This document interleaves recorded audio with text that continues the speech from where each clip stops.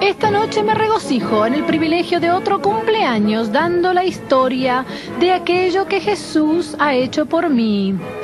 Por supuesto, Él ha hecho grandes cosas por usted también, y sin embargo a cada uno nos parece que Dios ha hecho algo más personal y especial por nosotros que por otro. Esta noche elijo como texto Isaías, el capítulo 6 y el pasaje familiar de la Escritura, el versículo 8. Después oí la voz del Señor que decía: ¿a quién enviaré? ¿Y quién irá por nosotros? Entonces respondí yo: heme aquí, envíame a mí.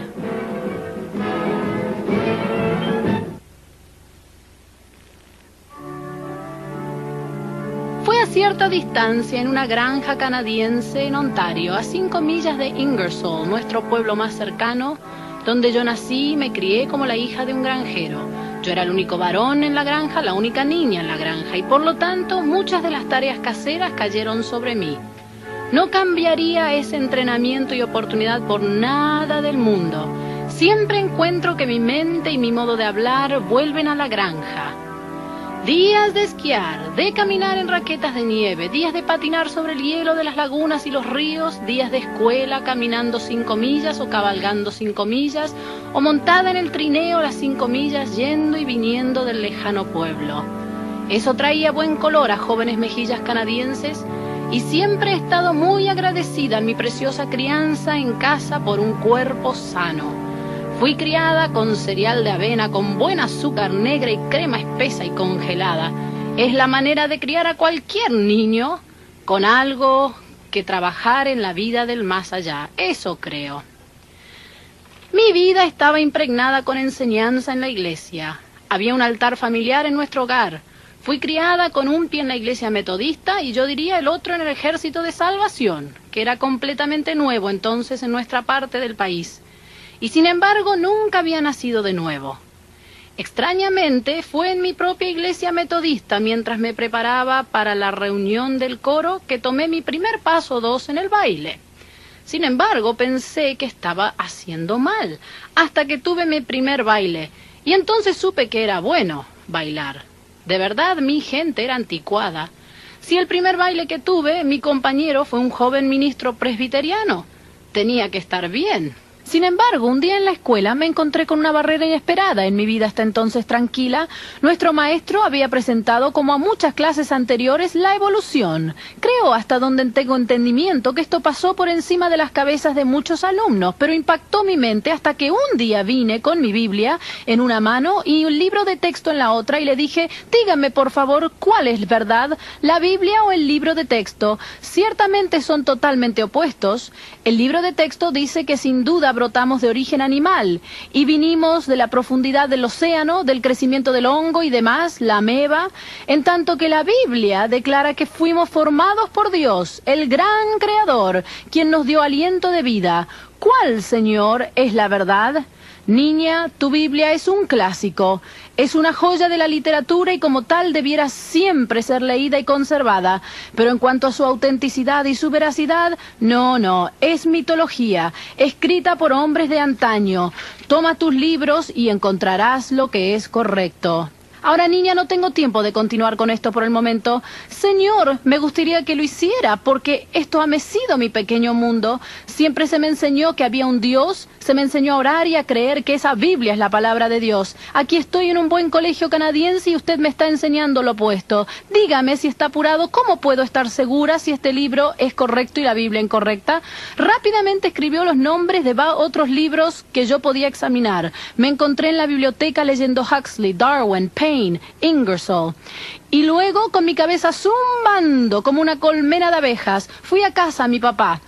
Y él estaba subiendo del sótano con una gran fuente de leche para desnatar. Y me encontré con él y le dije: papá, ¿cómo sabes que hay un Dios? Dice que se sorprendió tanto por un momento que casi cayó para atrás. Pero subió, se sentó y dijo: ¿qué quieres decir? Lo que tú dices. Toda mi vida dijiste que hay un Dios. Mis padres creen en un Dios. Ahora, ¿cómo sabes? ¿Lo has visto alguna vez? ¿Lo ha visto alguien alguna vez? ¿Ha hecho algo alguna vez para probar su existencia? Pero querida, ¿quién crees hizo el sol, la luna, las estrellas y la tierra? Oh, papá, el libro explica todo eso. El sol, la luna y las estrellas eran todas una masa de lava caliente y comenzaron por el calor, una moción giratoria, y a medida que giraban en una forma líquida, el sol salió volando y las estrellas salieron volando y la tierra salió volando y nosotros salimos volando y aquí estamos. Él dijo, wow, ¿cómo llegó el hombre a la escena, querida? Claro que no entenderías esto, papá. Esto es algo nuevo que tienen desde tus días. Recién lo descubrieron. Pero siglo tras siglo, otro 1.000.000 de años y otros 5 millones de años. Oh, papi, estos evolucionistas son simplemente las personas más generosas que has visto. Ellas te darían 20 millones de años más sin parpadear cuando quieras. Y a medida que pasaron los millones de años, los reptiles salieron a la costa y pusieron una fábrica de plumas y convirtieron en pájaros. Y las bestias del campo pusieron una fábrica de pelos. Y todos se convirtieron en diferentes especies. Bueno, él dijo, eso es maravilloso, pensar en eso, porque ahora no hay tal cosa como la transmutación de especies, es imposible. No puedes cruzar a cualquier animal y lograr que vivan. Bueno, papi, ¿qué de nuestra mula? Y él dijo, ahí lo tienes. Puedes cruzar al caballo con el pequeño y humilde burro y producir la mula, pero la mula no puede producir su especie. Estás contra una pared de piedra. Yo no creo para nada en ese libro texto, yo creo en la Biblia. Pero mi corazón estaba tan confundido. Alrededor de este tiempo habían muchas otras cosas alegres para hacer y pensé, oh, pondré todo esto del lado. Pero mis padres estaban ansiosos por mí. Ellos dijeron, ahora deberías ir a diferentes iglesias. Ahora te vamos a llevar primero a una y luego a otra. Y me llevaron a la iglesia presbiteriana, la iglesia metodista, la bautista, el Ejército de Salvación. Y me acuerdo que una noche se estaba llevando a cabo un avivamiento y yo tenía un compromiso de estar en el carnaval de patines de gala esa noche, pero ellos insistieron que estuviera en el avivamiento cierta hora para ir a casa. La hija del evangelista se acercó y dijo, querida, ¿eres cristiana? Yo le dije, no, voy a la secundaria. Ella dijo, ¿qué tiene que ver eso? Yo dije, ¿no lees la evolución? ¿Cómo puedes creer que nuestro mismo país pueda enseñar la Biblia y enseñar la teoría de evolución? Eso desacredita nuestra fe en Dios. Pero dijo ella, pobre niña, quédate aquí hasta que traiga a mi mamá a hablar contigo. Trajo a su madre. Ah, era una mujer de cara dulce y me habló más o menos por un momento y dijo, pobre niña, espera aquí hasta que traiga a mi marido. Y trajo al predicador. Y él era muy agradable también y muy lógico y muy calculado en sus deliberaciones y medidas y resúmenes y finalmente me tenía contra una pared. Y lo único que podía decir era, bueno, reverendo, eso puede ser cierto. Pero si la Biblia es cierta, ¿por qué los pagadores de impuestos dan buen dinero para que se les enseñe todos los días a nuestros niños que Dios no creó la tierra y todo lo que en ella hay? Él dijo, no lo sé. Me fui a casa esa noche, sabía que había herido profundamente y ofendido a la fe que había sido puesta en mí. No me gustaba herir a la gente. Subí a mi cuarto, me puse de rodillas. Era una noche fría y nevada de invierno. El manto de nieve estaba en todas partes de las colinas canadienses y abrí mi ventana y miré hacia afuera y casi podía tocar los manzanos que estaban cubiertos de hielo. Y levanté mis manos y comencé a decir, sin saber lo que iba a decir, oh Dios, si hay un Dios, revélate a mí. Oh, cuán a menudo se ha orado esa oración y yo creo que Dios siempre la contesta.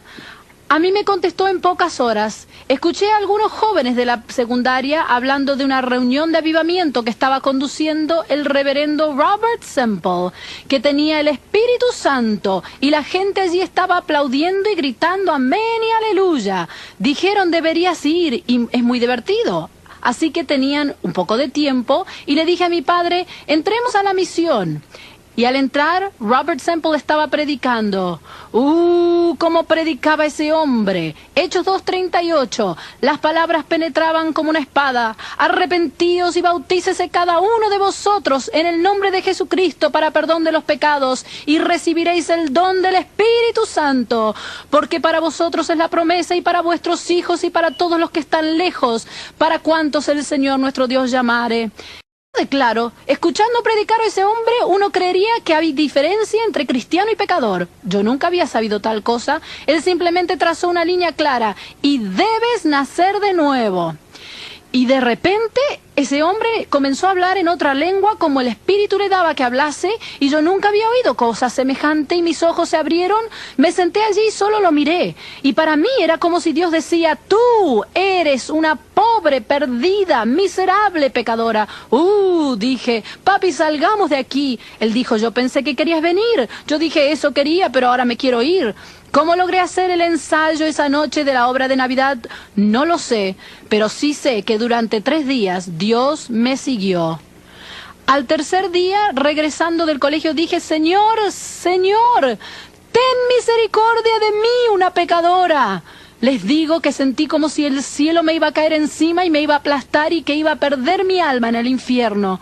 Pero cuando clamé, Señor, ten misericordia de mí, una pecadora, la gloria de Dios inundó mi alma, y allí sola en ese camino de campo, el caballo cabalgando, podía sentir la tibia y purificante sangre de Cristo caer sobre mí. Podía sentir su gloriosa gracia salvadora. Y comencé a cantar. ¡Oh, gloria sea Dios! Yo era salva. Grandes lágrimas corrían por mi rostro, cayeron sobre mis guantes mientras sostenía las riendas. Cuando llegué a casa tuve una fogata. Tomé mis novelas y mis hojas de música y las canciones mundanas, y todas tuvieron que irse por la borda. Y comencé a ponerlos todos en la estufa a quemar.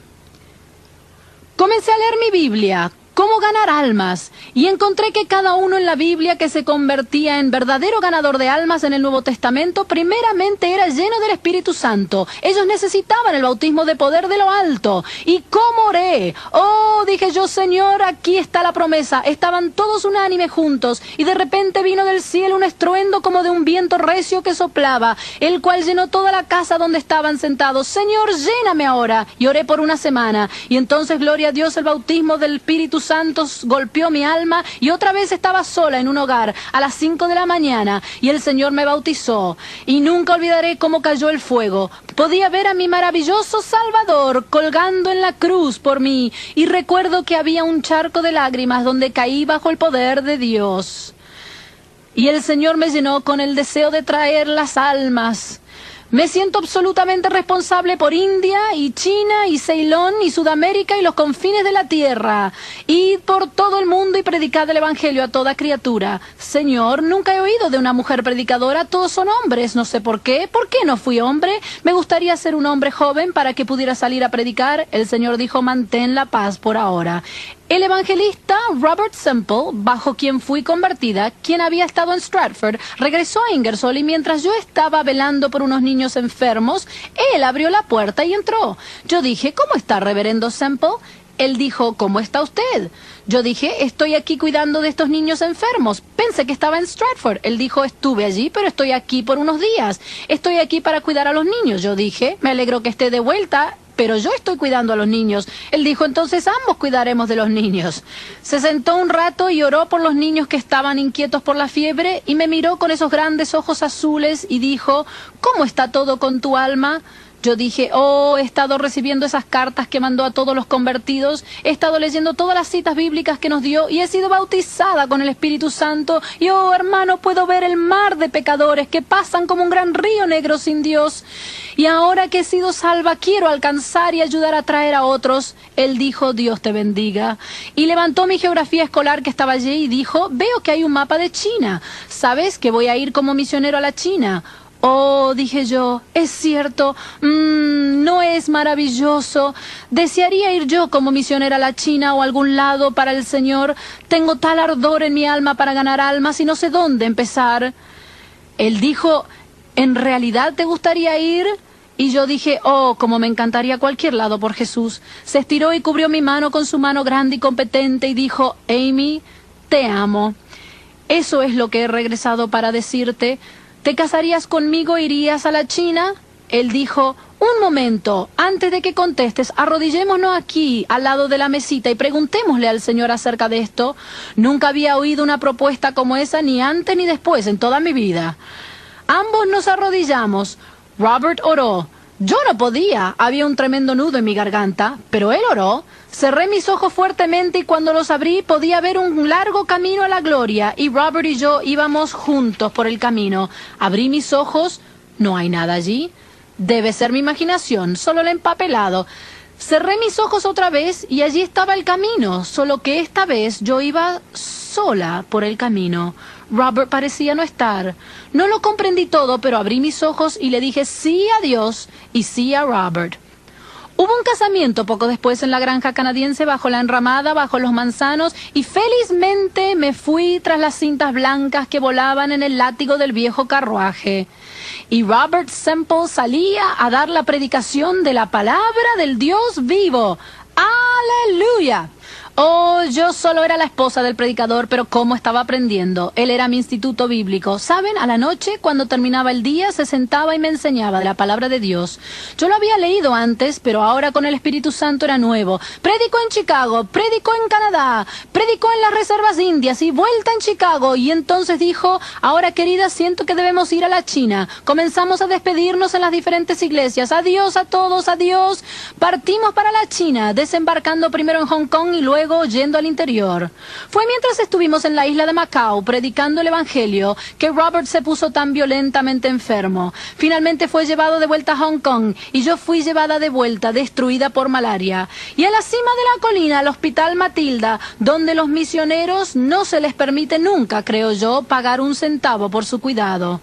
Dios bendiga a quien haya sido Matilda, quien inspiró ese asilo de descanso, limpieza, buena comida, ninguna preocupación por un momento, ni del incremento y el descenso de esa fiebre malaria. ¿La han visto alguna vez en su forma verdadera? La clase tropical es como si hubiera un hormigueo en todo el edificio.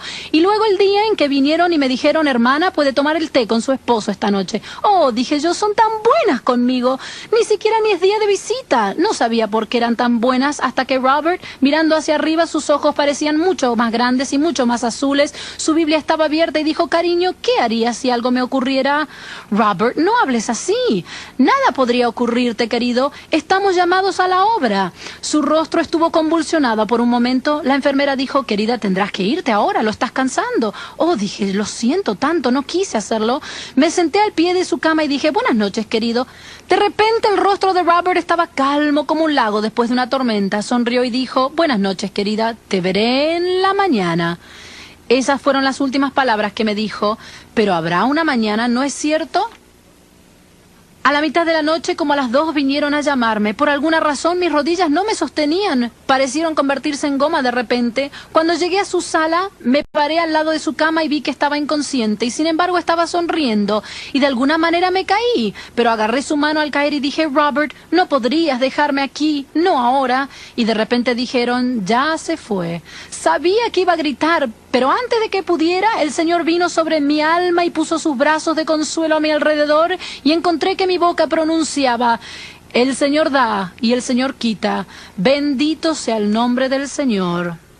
Un mes después de que él muriera, nació mi pequeño bebé. Y la tomé en mis brazos y fui, cuando ella tenía 6 semanas, al Valle de la Alegría a visitar la tumba donde descansaba el cuerpo de Robert. Y nunca había visto en realidad morir a alguien y no sabía qué hacer. No tenía dinero y había estado orando por eso, y justo el día después de que Robert había muerto, había llegado una carta de Chicago. Una mujer decía, querida, ¿qué es lo que te pasa? El Señor me despertó a mitad de la noche y tuve que levantarme y enviarte esto. Más o menos $60 o $70. Ni siquiera puedo esperar a la mañana para una orden postal. El Señor lo guardará. Oh, hubo suficiente para comprar un ataúd. Y me arrodillé junto a esa pequeña tumba y dije, Robert, ¿puedes oírme? Claro que no puedes. Estás allí arriba en algún lugar. Robert, no tengo a quién más preguntar. ¿Quieres que me quede aquí en China y trate de ser una misionera con un bebé o quieres que vuelva a América? Por supuesto, él no podía contestar. No había nada más que el revoloteo del viento entre las magnolias y el zumbido de las alas de un pájaro y luego el llanto del pequeño bebé. Y dije, bueno, esa es mi respuesta. Así que la levanté y volví hacia el portón. Me subí al barco y volví rumbo a América. Y en la primera noche, ¡qué tormenta se levantó! Y yo pensé que el océano era tan grande y ancho y yo era tan pequeña y estaba tan sola. Se apilaban contra las ventanillas. Dije, ¡oh Dios! Mi vida es como esto. Es un gran océano. Tú me has salvado, me has llamado a la obra, pero ahora todo es tan confuso y no sé dónde ir o qué hacer. Y entonces oí la campana en la cubierta del capitán que decía, ¡ding dong! Y luego la voz del vigía que decía, todo bien. Y luego bien arriba desde el mástil principal, todo bien. Y allá en la popa, todo bien. Y dije, sí señor, Jesús Salvador, sé mi piloto. Y tomé lo que había aprendido de Robert y reuní a los niños del barco a mi alrededor y todos los días teníamos escuela dominical. Y me asombré de ver que los grandes del barco también estaban allí. Y pronto casi todos los días tenía casi toda la lista de pasajeros. Cuando me bajé del barco, alguien se acercó y me dio un sobre y tenía bastante dinero. Y el contador de navío dijo, hermana, algunos de los pasajeros me pidieron que le diera esto. La ayudará en su camino. Oh, gracias a Dios. Amigos, no me digan que no hay un Dios. Y luego pasaron los meses y traté por un tiempo de salir de la obra. Dije, querido Señor, es imposible. No podré continuar con la obra cristiana. Parecía que no podía hacerlo. Dije, me casaré, me asentaré, tendré un hogar para mi pequeña.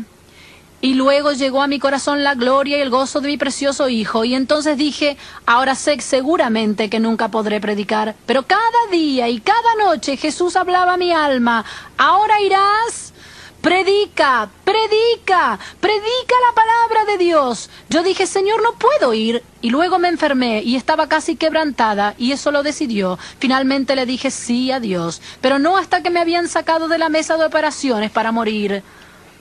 Finalmente, cuando estaba en mi lecho de muerte, dije, sí, Señor, yo iré. Tomé mis valijas, mis bebés y salí de noche, tomé un taxi, fui a la estación y salí a predicar la palabra de Dios. Y entonces fui invitada a este pueblo y a aquel pueblo a predicar la palabra de Dios. Prediqué afuera debajo de los árboles, prediqué en la piazza, prediqué en las esquinas. Me gustaría que hubieran visto una de nuestras reuniones donde predicamos la palabra de Dios. Y prediqué desde Canadá hasta Key West en Florida, en invierno y en verano, en carpas al aire libre o en edificios, a medida que el Señor abrió el camino. Comenzó a pregonarse la palabra de Dios. Y las muchedumbres vinieron y las multitudes dieron sus corazones a Jesucristo. Y los enfermos eran sanados. Y, oh, yo estaba tan feliz. Bendito sea el Señor. Y entonces vino palabra de Dios de lanzarme a las profundidades. Comencé a predicar en los grandes teatros, en los grandes auditorios, como el auditorio en St. Louis. Creo que muchos lo conocen, con capacidad de hasta 19,000 personas. Dios llenó eso desde temprano en la mañana hasta tarde en la noche. Edificios como el Auditorio Municipal de Denver, donde los bomberos tenían que quedarse tarde de noche después de que terminaba mi reunión para buscar arriba en el altillo donde estaban los cables eléctricos y sacar a los hombres de allí. Y tenían que sacar a las mujeres de los baños abajo, quienes se habían encerrado en el sótano para estar allí para las reuniones del día siguiente, temiendo que no podrían entrar. Dios trajo a la gente al altar. 1,000 personas se convirtieron en una reunión. Teníamos que llamar a los hombres primero y luego a las mujeres o viceversa. Amigos, les digo que es emocionante ser predicador. ¿Por qué no se convierten todos ustedes y entregan su corazón a Dios y vienen y me ayudan a hacer que el mundo nazca al reino de Jesucristo? Siento que he hecho tan poco. Prediqué en China, habiendo regresado más tarde, por supuesto. Prediqué en Egipto, prediqué en Grecia, prediqué en las Filipinas, prediqué en la India, prediqué en Japón, prediqué a lo ancho de Canadá y aquí, y las Islas Británicas, pero siento que no he hecho nada. He visto a cientos de miles ser salvos. Dios me dirigió luego a venir a California, de en medio de Nueva York, Baltimore, Filadelfia, Washington D.C., Rochester, Nueva York, a lo largo de la costa y a comprar este trozo de terreno. Solo eran unos lotes vacíos, pero había un rótulo que decía, compre esta esquina. Y tenía una foto que parecía un pedazo de pastel. Y tomé mi lápiz y en ese pedazo de pastel diagramé 7 secciones. Diagramé el balcón, diagramé los muros, diagramé la plataforma, diagramé el bautisterio. Y entonces, por la gracia de Dios, compré el terreno. Y como resultado de mis reuniones y de oraciones contestadas y mucho trabajo arduo por dedicados obreros, el Templo Angelus se edificó. Hierro y concreto, grada sobre grada, y la torre de radio por encima. Y entonces la gloria de Dios comenzó a llenar el Templo Angelus. ¡Gloria a Dios! Esto fue solo el comienzo. A menudo el templo estaba completamente lleno desde la mañana hasta la noche.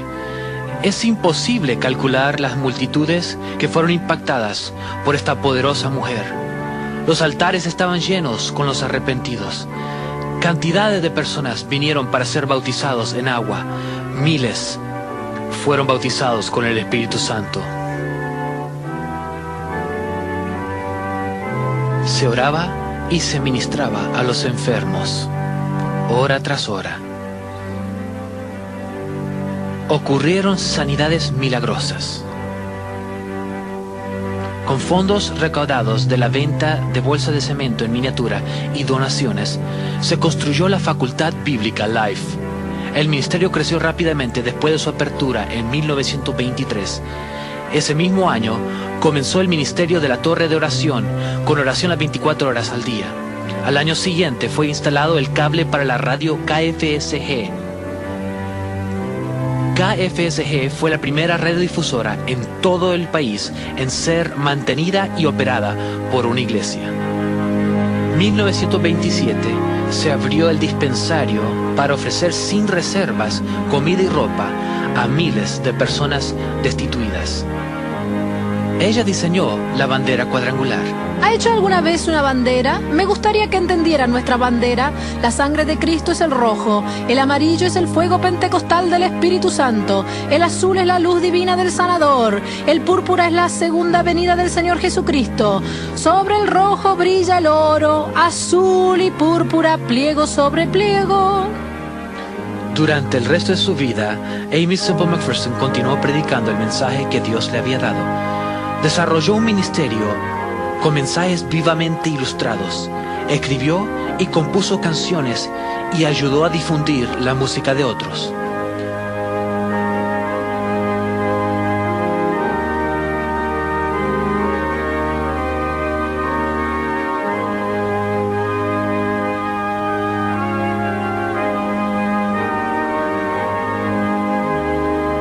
También escribió óperas sagradas tales como El Camino Carmesí y Las Campanas de Belén. A Aimee Semple McPherson se le conocía por su agudo sentido de patriotismo. Participó activamente en la venta de bonos de guerra y proveyó ministerio al personal militar.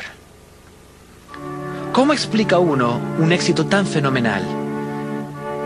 Aimee Semple McPherson no fue una mujer altamente educada, mas sin embargo sí fue singularmente dotada de parte de Dios para el ministerio al cual Él la llamó. No era perfecta, era sincera en admitir sus errores. En una ocasión escribió: la gente a veces dice de mí que soy una evangelista que se ha casado mucho, pero he vivido con mis maridos durante solo unos 4 años y medio. Estuve casada solo poco tiempo cuando Robert Semple murió. Después de un corto tiempo de ministerio conmigo, Harold McPherson regresó al mundo de los negocios. Después de años y años, llegó David Hutton. Pensé que quizás sería protección y hogar y amor, pero no funcionó así. Había cometido un error en volverme a casar. Pocas mujeres han sido sometidas a tal distorsión, exposición y exageración por la prensa como lo fue Aimee Semple McPherson. Al referirse al tema de la persecución, ella dijo: entre tanto, dicen, ha sufrido un poco de persecución y bueno, si tiene tiempo de pensarlo, puede ser que sí. La gente dice esto de mí, aquello de mí, y yo no tengo tiempo ni de negarlo ni de afirmarlo, solo puedo seguir predicando a Jesús. La noticia de su muerte creó grandes titulares en diarios a lo ancho y largo de la nación. Miles y miles de personas de su generación deben su conocimiento de Jesucristo directamente al mensaje que ella tan fielmente predicó. Al momento de su fallecimiento, el ministerio se había multiplicado de tal manera que el Evangelio cuadrangular se estaba predicando en 397 iglesias en los Estados Unidos de América, en 14 iglesias en Canadá y por 38 misioneros en 12 países alrededor del mundo.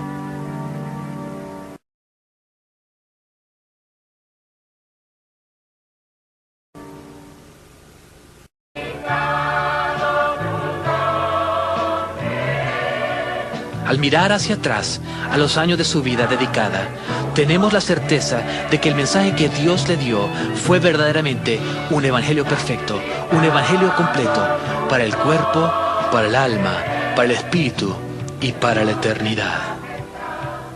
Está basada sobre la verdad de que Jesucristo es el mismo ayer, hoy y por los siglos.